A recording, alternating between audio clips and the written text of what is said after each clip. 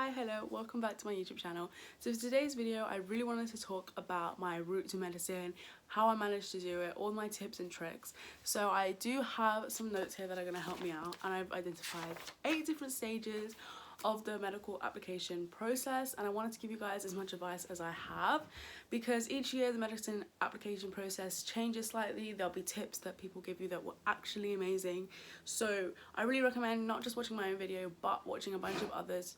That is my dog. I really recommend that you watch a bunch of other videos to help you get as much information as you can to help you guys out, and I'm gonna have chapters at the bottom so you can just like jump around based on where you're at with your application. So hopefully this helps, and if you have any questions, leave them down below. Okay, so let's start off with one of the first steps, which is GCSEs. Now GCSEs don't particularly matter per se. You don't need to be getting 9s and 8s in every single subject, but rule of thumb, what I will say is just to do your best in every single subject and try and aim for 6s and 7s and above. But I would recommend that you have a little browse through some university application website. Hello. Okay, my dog has joined me. He's being very needy, but it's okay. Oh my god. Okay, so like I was saying, with GCSEs, what you want to make sure is that you're doing your best in every single subject, especially things like the core subjects like English and maths, and then also the sciences as well. For me, I wasn't particularly thinking about applying to medicine when I was taking my GCSEs. I did think I wanted to do that, but I was by no means completely serious with it. And like I said, I didn't know much of how the application process went, so I didn't really know how important GCSEs are. And in the long run, GCSEs aren't the be all and end all, so don't worry if you feel like you've done badly in them. You just have to strategically apply, which I will talk about later on. Okay, the next stage will be like choosing your A-levels as well as the start of doing them, and I will have a bit later on actually the A-level exam, some tips that I have for that, but I'm gonna try and go in chronological order of how things that you're doing when you're applying to medicine. So this is the next thing I'm going to talk about. So focusing on and choosing your A-levels. So for me, I took biology, chemistry and history. I didn't take maths just because it wasn't really a subject that I enjoyed, and the reason why I did that was because I knew A-levels were going to be difficult, and I just wanted to take what I enjoyed and what I knew I'll be able to in the long term commit to, which was a really great choice by me, and I ended up getting an A in history, so it all worked out in the end, even though it's a very, very difficult subject. I also recommend having that pairing of sciences with humanities. It's really unique, it's really nice, and it gives you a huge holistic view of literally everything you need to do when it comes to medicine, being able to write essays, being able to debate, but also being able to do calculations, be able to do maths, understand biology and chemistry. So every single subject I took has its value. And that's another thing that you can end up talking about in your personal statement if you do take an odd combination of subjects like I did. But just again, take what you want. I mean, chemistry is kind of a be all and end all because most universities require it. Again, just check university websites if you have one in mind. I feel like for me, history was just a great choice. I love the subject, I love the class, I love my teachers, and it ended up helping me out a lot in interviews with my debate skills and also my essay writing skills as well, and being able to think critically. So it has its benefits for sure. Okay, the next section that I wanted to talk about was work experience and volunteering. Now, I wasn't too sure where to put this because you can be doing this at any stage in your application process. For me, I did some in year 10, which I didn't actually consider as application stuff for medicine. I was just doing volunteering in year 10, and then I did some more again in year 12 summer. And by the way, there are a range of things that you can do. So you can do volunteering, you can do actual work experience in a hospital or a GP setting or a clinic. You could do shadowing in that sense as well, or you could just get a normal job. And I feel like that's also a really great opportunity to show that you've actually worked in a professional environment before. So for me, I was applying in 2021, so it was just right after the main hit of COVID, so you obviously couldn't go to hospitals or even GPs, they were closed for just shadowing experiences. So I went online as well, and I forgot to mention you can also do online work experience. So for me, I did volunteering twice in big ways, and then I did online work experience, which I'll just mention second. So the first thing I mentioned was volunteering. So I did some volunteering in year 10, which was like a scheme where we went across to Lourdes in France and we looked after some elderly and disabled people there. The second thing I did was in year 12 summer was I was working at a local school at like a play scheme, like a summer camp thing, and I was volunteering there and helping out the disabled children that went to that school. So that was a great experience for me, and clearly I was working with a complete range of people, and honestly even though I didn't completely talk about those experiences in my personal statement or even in my interviews, I think it really helped me know that medicine was kind of a career for me.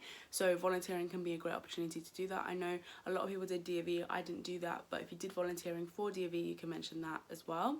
And then the second side of thing is the actual work experience. So if you're struggling to get work experience, really hit for the volunteering. And if you really want to get some other types of work experience, try and stand out, I also recommend getting just a normal summer, like a summer job or a weekend job. It'll give you those skills that you need to be able to use, be able to showcase, so that'll be communicating with people, working in a professional environment, working as a team, all those types of things. So you really just want to work on anything and just kind of extract all those skills that you need for medicine. Literally anything can teach you something about medicine. And then work experience, so I did the online ones. I did 3 different ones. I did one by Observe GP, I did another one by the Brighton and Sussex Medical School, and then I also did Medic Mentor.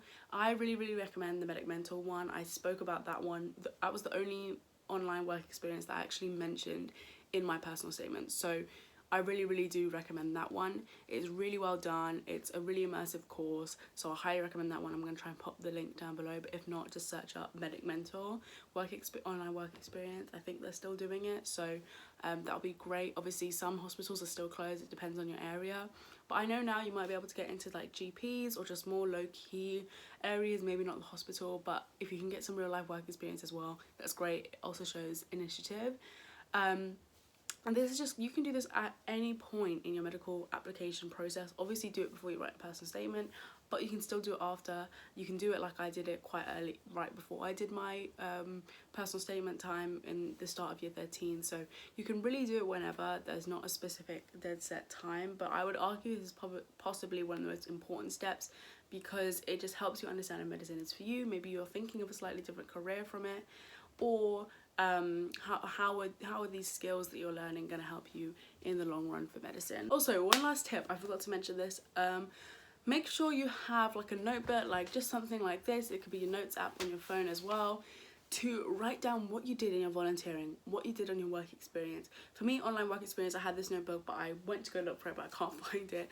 I had this notebook, I wrote down every little case, and I wrote down what I was learning. I wasn't particularly writing details of the case apart from like a basic overview.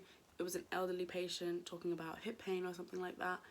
I was then more focused on what the doctors were doing, what the nurses were doing, and really trying to understand the dynamics and the skills that they were displaying, not so much the actual medicine. So you can even do that for volunteering, because I also wrote down some experiences from my volunteering, and writing them down is the only way that you're going to remember them, because you may think, oh my god, I'm going to remember this was such a huge part of my life. You will not. The start of year 13 is crazy, it's hectic, especially for applying to medicine, so I really recommend that you write it down, even just a few bullet points on a notes app. Okay, so that was quite a big section, and now I'm going to move on to the UCAT. So there's a bunch of UCAT tips out there. I didn't do amazing in my UCAT, so I'm not going to say that I have the best examples and everything like that, but I did make a TikTok on the UCAT kind of tips that I have. The general thing was to write down any mistakes that you're making on a document, because that really helped me out. And the biggest thing that I did was I followed Karma Medic. I did his run-through videos on YouTube. I highly recommend him. They're all free, obviously, and it was such an important step of me being able to do the UCAT at all. So I really recommend his. I used Medify, and there are just like a bunch of tips, so I just really recommend going onto other people's channels and watching videos about that. And I'll link that TikTok down below as well, because I don't have it on me, I'm filming on my phone. And I also followed the schedule by We Are Medics, so I'm also going to try and link that ebook down below. It was like a PDF, which was very invaluable for me, so I hope that helps you guys as well. But one big thing that I would say is research how the UCAT works, how each section works, how each section is scored, all that kind of stuff before you sit down and revise. And I recommend even spending like 2 or 3 days going through and understanding how the UCAT works. That was a mistake I made, and I really wish that I had done that properly from the start, because I eventually had to go back and understand how certain sections worked properly, because I was realizing I was losing steady marks on things that I should have known. So that's the biggest tip I would have for you guys. Okay, now let's talk about personal statements. So for me, personal statement I think is probably the easiest step. Even if you're not good at writing, you just have the opportunity to practice and practice and rewrite as many times as you need to. So I wouldn't really worry about writing a difficult thing to do. Okay, so in total I made 14 drafts, and the most characters I had for my personal statement was 6,000 characters, so I was well over the limit, which is fine. I don't recommend you trying to stick to the 4,000 at the start. Write everything that you want to talk about in your personal statement on a draft, and then go ahead and start working on cutting it down. Instead of doing it the other way around, you might forget things, you might realise, oh, actually that is more important than something else. So that's the way I recommend doing it. I really enjoyed doing my personal statement. I think it took me about 2 weeks in total. I was just working a little bit on it every single day and handing it into a different range of teachers. I gave one into our head of sixth form, our biology teacher, and my form tutor, as well as giving it to my friends who were also applying to medicine and those who weren't as well, to kind of see maybe I could use a different word or something to kind of sum things up from a different perspective, instead of like a teacher. So just give it to your friends and obviously do the same for them. That's what we did, and it works really, really well. So like I said, I had 14 drafts there, and I think I gave in my personal statement maybe 8 out of those 14 times, and then I just reviewed it myself. So it's a personal statement is something you can totally do on your own, but I recommend that you get maybe a teacher who's done it before to have a look through as well. So I'm going to read the first paragraph out to you, and I'm going to explain what I was doing there. So the first paragraph I say, the pandemic highlighted the fragility of life and how medicine is not always a cure. I have not always known medicine was for me, but after reading Fragile Lives, which was a book that I read, observing human mortality, working with a range of people through volunteering, and understanding how humans need help, I learned I sincerely want to study medicine. It combines my interest in science, my empathy, as well as research, puzzles, and ultimately my belief that my skills are best suited for a career in medicine. So that is just kind of like a little bit of a cheesy introduction paragraph, and I mentioned a few things there. I've mentioned a book I've read, I mentioned some of the things that I've done in terms of volunteering. I've also mentioned some aspects about me as a person, my interest in science, as well as some of the skills that I feel like are important for medicine, such as empathy. And I've also talked about the pandemic, which is a huge talking point for me at the time that I was applying. But there could be something else that you might want to mention. Talking about reading books, I don't recommend reading loads, or maybe read 4 or 5, maybe 2 or 3. 2 to 5 I think is a good place to be. Just read a few, kind of get a good idea. You don't have to talk about it in your personal statement, but again, it's just something that you can do. And for me, I really enjoyed Fragile Lives. Actually, it was one of my favourite books when I read it in 2020. So yeah, I just recommend reading a few books here and there. That's what I did. So that was my first paragraph. Now let's go on to the second paragraph. So I've written here, after reading Fragile Lives, I learned about the realities of medicine. I learned more about cardiothoracics and was struck by a domino transplant involving children in organ failure, with one having cystic fibrosis, and I put in brackets CF because I ended up using the abbreviation to save me characters. This interest sparked my EPQ topic, and I expanded my knowledge of human biology beyond the limits of my textbooks. Aside from studying CF, I learned how I can conduct research and discuss my study formally. Over lockdown, I co-founded a social media page to share information to other students about medicine. This later complemented the medical society I ran at school. I also competed in the biology Olympiad and a chemistry practical competition to extend my fascination for science outside of the syllabus. So this one's quite big. You can see I've referenced the book again. I'm linking one paragraph to another. You'll see that I started the first paragraph, I talked about Fragile Lives. The second paragraph, I talked about Fragile Lives again, but in a slightly different way. I ended the second paragraph talking about biology and chemistry Olympiad, and then you'll see my third paragraph actually talks about the A-levels I took. So each step there is a link, and you want to have a link, you want there to be a flow. This isn't just blurting out everything you want. You want to show that you've actually strategically thought about everything, and that can go into how you structure your personal statement as well. So you can see I've referenced the book again, I've linked it to my EPQ. I do recommend doing one for science. It's quite straightforward, to be honest. A lot of people complain about it, but I think for me an EPQ was really great to get, again, work on my writing skills and my researching skills, which I think is really important. You don't get to do that much in your A-levels, so I do recommend that. And with science, if you pick a really good topic, there's tons of information on the internet, so you can really do really well in one. I also talk about what I learned from my EPQ and the skills. Again, I'm talking about the skills that I have that make medicine a good career for me. And also I talked about running a social media page with my friends that we did, as well as doing something a bit more academic with the biology and chemistry Olympiad. So you can have loads of different things there. You might have done an essay competition, you might have tutored someone in that subject. All those types of things is a really good point here. I haven't actually specifically mentioned any grades that I've got. I haven't mentioned anything exceptional. I've just shown some things that I've done, and I think that's what really kind of makes that paragraph really nice. Now, the third paragraph is literally 3 lines long, so I'm going to quickly run through that.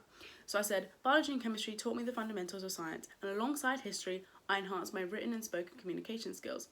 I believe it is important as recording patient history is a major part of patient diagnosis, supported by the importance of communication between doctors and patients. So again, you can see that link from the previous paragraph, and then I'm just kind of, again, basically trying to make the A-levels a bigger thing than they are. I'm talking about what I actually learned from them outside of making sure that I'm getting into the medical school. I'm talking about what the subject gave to me. So that was just like a general A-level paragraph. I do recommend that you have one, but again, like I said, that was 3 lines long. It's very tiny. It's basically 2 sentences.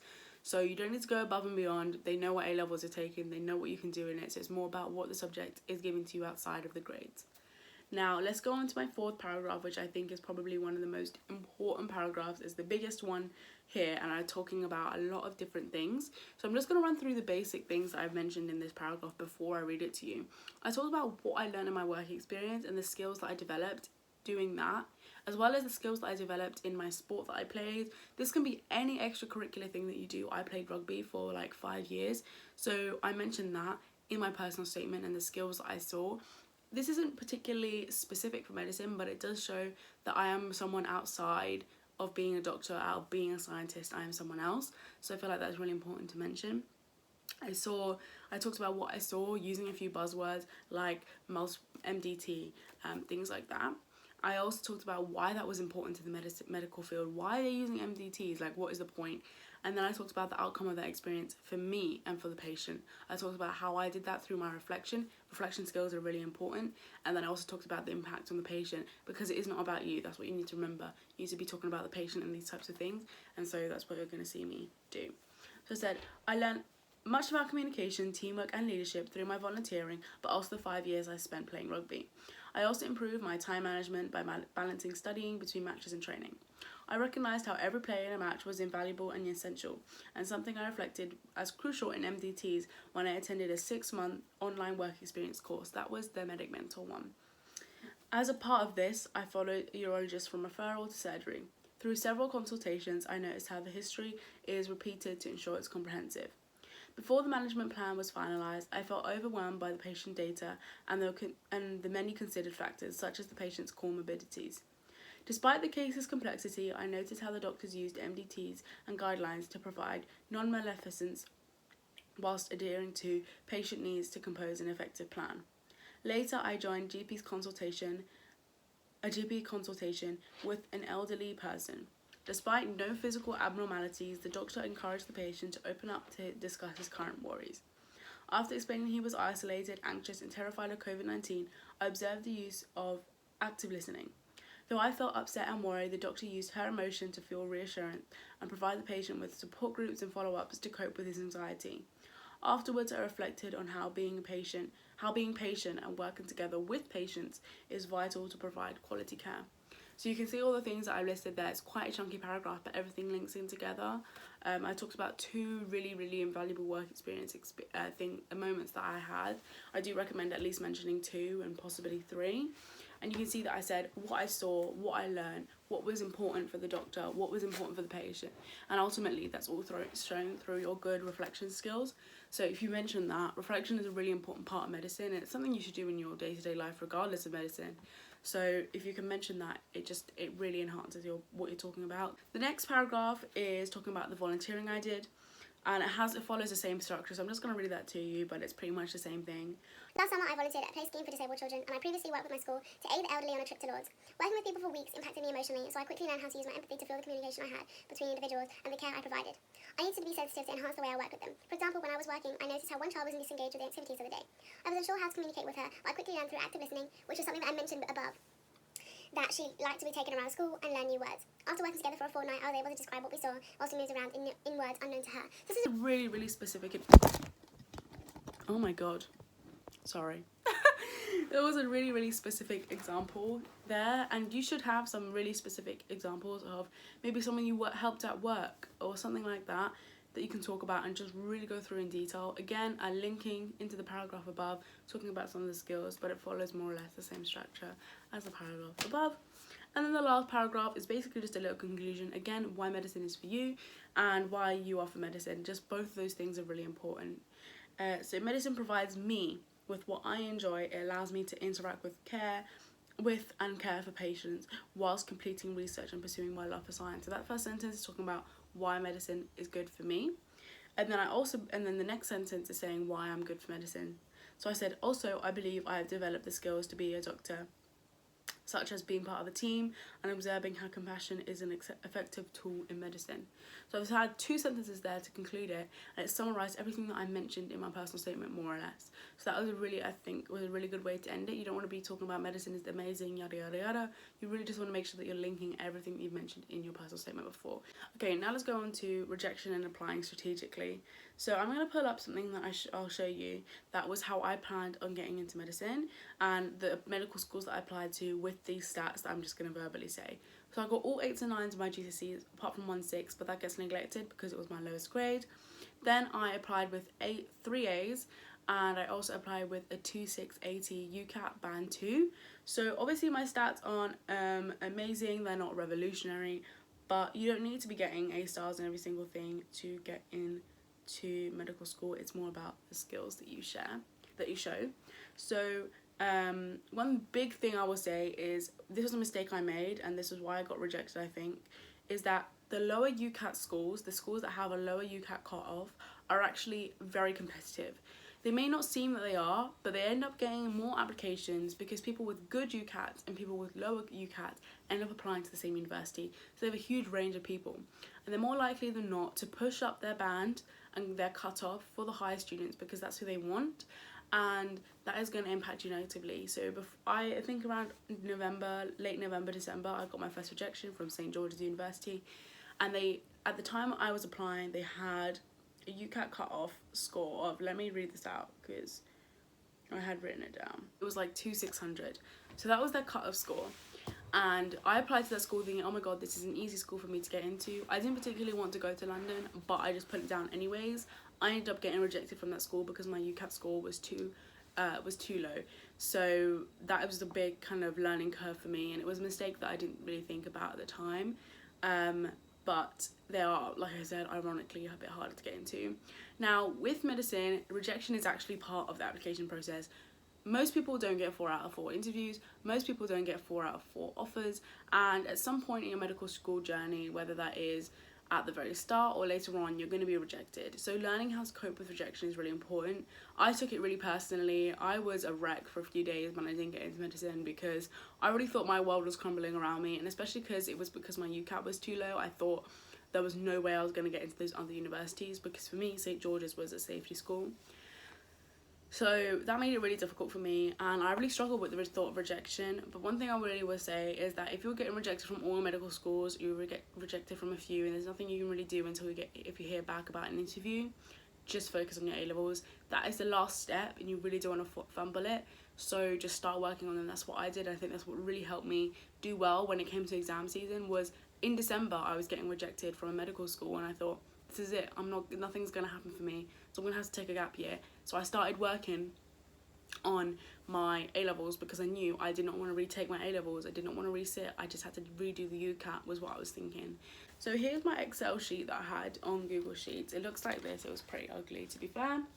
And you can see I've just written down all the medical schools that took UCATs, and I've written down a bunch of different things that were important to me. So I put where they were, the applicants per interview, the applicants per place, the chance of interview, the A-level grades that they accepted, the GCSE subjects they accepted, which, by the way, all of them here say 6 subjects, 6 to 9s, so you don't really need to be getting 9s in every single subject, by the way. GCSEs that you may think of, academic scoring, so how some universities do it different ways based on your A-levels, how much they weight the UCAT, how much they weight your A-levels, how much they weight your personal statement, all those types of things. And then the average UCAT score, if they have contextual offers, which I was looking at because I went to a state non-selective school. and then the type of interviews that they had, but that doesn't particularly matter, to be fair. And that worked really well. We spent a few weeks on that, just picking, well, not a few weeks, we spent like 2 weeks on it around the same time that I was doing my personal statement. And we kind of just narrowed it down and made reference and just kind of made, I think we started off with like, 31 medical schools, and we narrowed it down to the top 10, top 5, and then obviously you have to pick 4.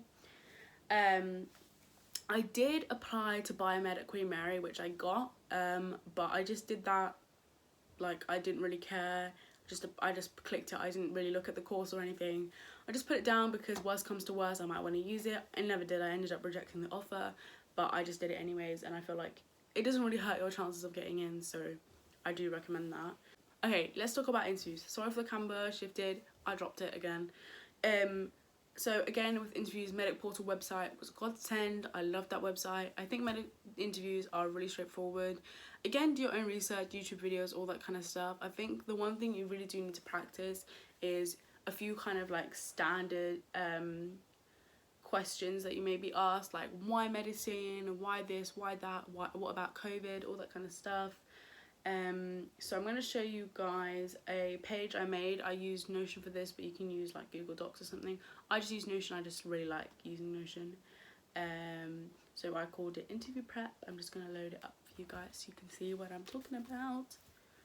And just kind of writing my notes on it. And I really recommend for kind of those hot topics writing kind of like basic notes, because you should be able to formulate your opinion from that. You don't need to write down your opinion. If you have to write down your opinion for some things, that's important, but otherwise you should be able to just look at the facts and create an opinion. So I recommend doing that for a bunch of different hot topics like mental health, COVID-19, professionalism, the Francis report. Just go onto Medic Portal and click on the hot topics, read through their notes and make your own. That was really important to me. Write out your bulleted answers and enhance after, so you could get a question, why medicine, and you say your answer to the wall, and then you write down all the things that you think that you spoke about that was really, really good, and then, oh, actually I should have mentioned that, and then you can write that down, and it's going to help you strengthen your answers. I recommend doing some practice with your friends, with your family. You can do courses online as well that aren't too expensive, and I practice about 2 weeks properly in advance to my interview. Okay, the last tip, the last stage, step number 8 is actually doing your A-levels and smashing them. So again, I made some TikToks about this and I'll link them down below if you want to read more about them. They're more each A-level specific. But again, use YouTube, that's where I got a bunch of my information from. But this is the last step, so don't neglect it. You should be focusing on your A-levels throughout. You can hear me mentioning it. Every single stage you need to be thinking about doing your A-levels properly. You know, it's not something that you can neglect. It is the stage where people do fall, and I was really nervous about that happening to me. But I worked on my A-levels really consistently throughout year 13, so it paid off eventually. And like I said, again, that 1 month thing, that 1 month mark, I started really hitting the gas pedal and just kind of going for it. But again, every person is their own. Do your own research on how to revise properly and test them out throughout the year in mock exams and like chapter tests and all that kind of stuff. Test out those revision skills because they're going to be really important in the future as well. But A-levels are a really important step, so please do not neglect it. It's a really important part of the whole process. But that is all I have to say for you guys. Thank you guys so much for watching this video. Hopefully my tips were helpful and useful. If you have any questions, please leave them down below. I'll do my best to get back to you.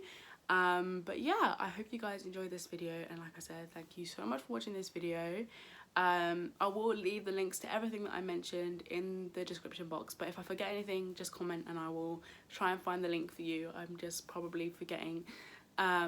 So yeah, thank you so much for watching, and I'll hope to catch you in the next one. I'm probably going to be uploading a vlog. I'm moving to university in about a week, obviously to go to medical school in about a week, so I'm not too sure when I'm going to be posting and stuff like that, so I really wanted to get this video done for you guys, so that is why it's up. So please bear with me if my YouTube videos are a little bit inconsistent for the next month basically, whilst I move in and get settled in a new place. But yeah, thank you for supporting this channel, and I'll catch you in the next one, I guess. Bye!